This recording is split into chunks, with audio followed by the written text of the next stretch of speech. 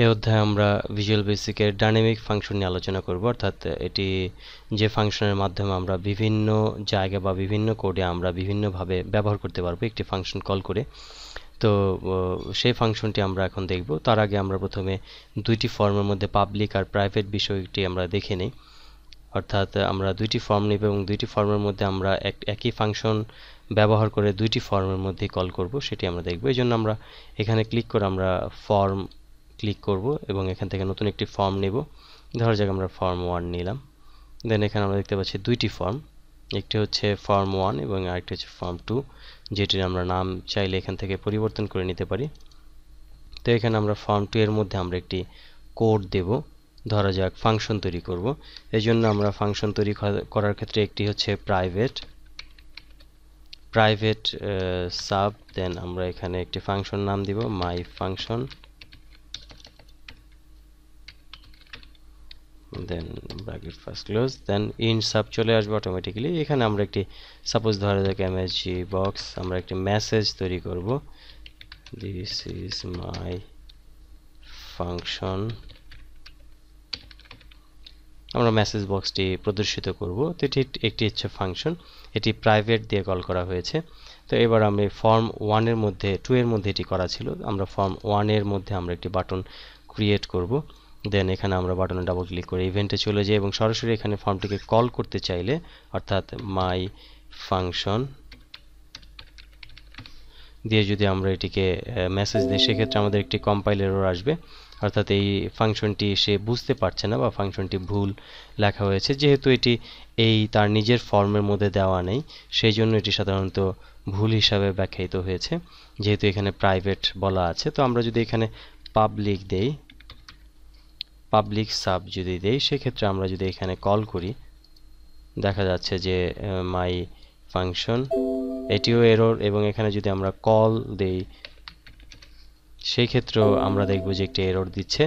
তো এই ক্ষেত্রে বিষয়টি কি করতে হবে, সেই ক্ষেত্রে আমরা ভিন্ন ফর্মের মধ্যে যেটি যদি আমরা কোনো কিছু তৈরি করি, সেই ক্ষেত্রে আমরা এই ফর্মের মধ্যে কল করতে হবে যেটি ফাংশনটিকে, সেটি হচ্ছে ফর্মের নাম দিতে হবে, অর্থাৎ যেই ফর্মের ভেতরে আমাদের ফাংশনটি কল করা আছে সেই ফর্মের নাম দিতে হবে fm2 ডট, আমরা এখানে মাই ফাংশন দেখতে পাচ্ছি, মাই ফাংশন এটি চলে আসছে।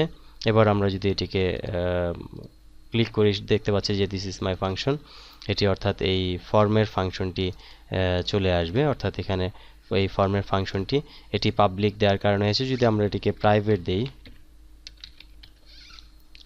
প্রাইভেট দিয়ে যদি আমরা এটিকে একইভাবে যদি আমরা ডট দেই, ফর্ম 2 লিখে ডট দিই, সেক্ষেত্রে আমরা কিন্তু এটি দেখব না, অর্থাৎ এই ফাংশনটি কাজ করবে না। অর্থাৎ প্রাইভেটের ক্ষেত্রে শুধুমাত্র যেই ফর্মের মধ্যে আমরা কাজ করব সেই ফর্মের ভিতরেই এই কম্পাইলটি বা কোডটি কাজ হবে, অর্থাৎ এই প্রাইভেট শুধুমাত্র এখানেই কাজ হবে, অর্থাৎ ফর্ম 2 এর মধ্যেই কাজ হবে। আর যদি আমি এই ফর্ম 2 এর মধ্যে কোনো ফাংশন তৈরি করে সেটিকে যদি আমরা অন্য ফর্মের মধ্যে, এখানে 10টি ফর্ম যদি থাকে, 10টি ফর্মের মধ্যে কল করতে চাই, সেই ক্ষেত্রে আমাদের অবশ্যই এটি প্রাইভেট লিখতে হবে, পাবলিক লিখতে হবে, অর্থাৎ এটি সবাই পাবে, পাবলিক লিখতে হবে। সেক্ষেত্রে আমরা অন্য ফর্মে গিয়েও আমরা যদি এটিকে কল করি, সেক্ষেত্রে আমরা কল করতে পারবো এটি একটি ফাংশন হিসাবে, এবং অবশ্যই সেই ফর্মের নাম উল্লেখ করতে হবে যেই ফর্মের মধ্যে আমাদের ফাংশনটি লেখা আছে। এবং আরেকটি বিষয়, যদি আমরা এটাকে যদি সরাসরি আমরা সাব দিয়েও যদি কল করি, ধরা যাক শুধু সাব মাই ফাংশন দিয়ে কল করি, সেই ক্ষেত্রে আমরা দেখব যে এই ফাংশনটি কাজ করছে। তো এখানে আমরা যদি ডট দিই, সেক্ষেত্রে আমরা দেখব যে এখানে ফাংশনটি কাজ করছে, অর্থাৎ শুধু সাব দিয়ে আমরা ফাংশনকে কল করতে পারি, অর্থাৎ শুধু সাব দিয়ে আমরা এটাকে কল করতে পারি। সেই ক্ষেত্রে যদি আমরা এখানে ফর্মটিকে শুধু মাই ফাংশন দিই, সেক্ষেত্রে আমরা দেখব যে এটি কম্পাইল এরর, অর্থাৎ সাব দিয়ে শুধু পাবলিকের পরিবর্তে আমরা শুধু সাব দিয়ে যদি কোনো ফাংশন কল করি, সেক্ষেত্রে আমরা দেখব যে এখানে শুধুমাত্র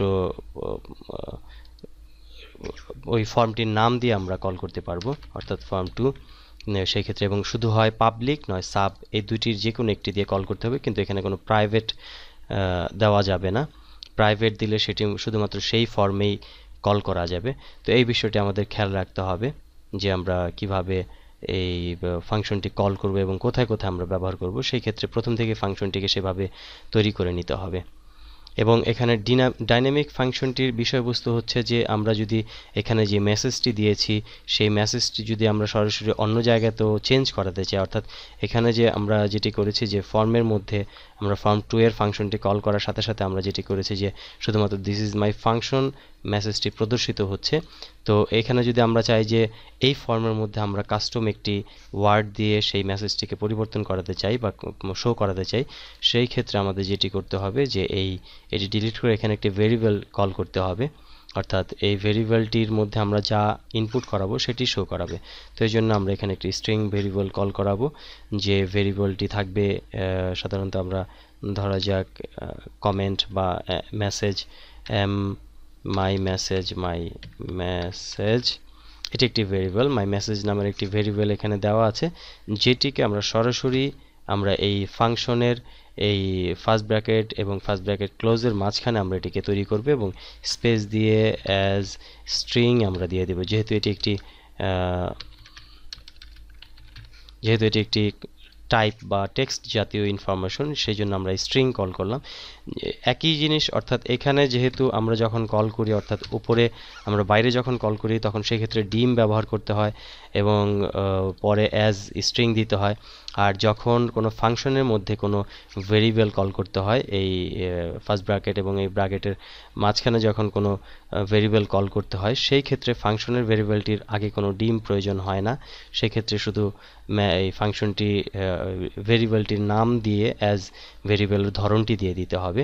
তারপরে সেই ভেরিয়েবলটি আমরা সরাসরি মেসেজের পাশে প্রদর্শন করাবো এবং এটি আমরা যদি ফর্মের এখানে যদি আমরা দেখি যে মাই ফাংশন যদি দেই ডট মাই ফাংশন স্পেস দিলে আমরা দেখতে পাবো যে মাই মেসেজ অ্যাজ স্ট্রিং, অর্থাৎ এখানে যে ভেরিয়েবলটি দেওয়া ছিল সেই ভেরিয়েবলটি এখানে চলে আসবে এবং এখানে আমরা সেই মেসেজটি দিয়ে দিব। ধরা যাক এখানে আমরা দিব হ্যালো ওয়ার্ল্ড, দেন আমরা এবার আমরা এটিকে রান করলে আমরা দেখতে পাবো যে হ্যালো ওয়ার্ল্ড শো করছে এবং এখানে আমরা যা চাই কিছু টেক্সট আমরা লিখি না কেন সবই এখানে রান করবে। ধর জায়গায় এখানে আমরা মাইক্রোসফট ভিজুয়াল বেসিক 6.0 এটিকে যদি আমরা লিখে যদি এটিকে রান করে সেক্ষেত্রে আমরা দেখব মাইক্রোসফট ভিজুয়াল বেসিক 6.0 এটি প্রদর্শিত হচ্ছে। তো এইভাবে সাধারণত ডাইনামিক একটি ফাংশন কল করতে হয়। পরবর্তী আমরা স্টেপে দেখাবো যে কিভাবে একটি বড় ধরনের ডাইনামিক ফাংশন কল করতে হয়, সেটি আমরা শো করাবো, সেটি আমরা দেখাবো।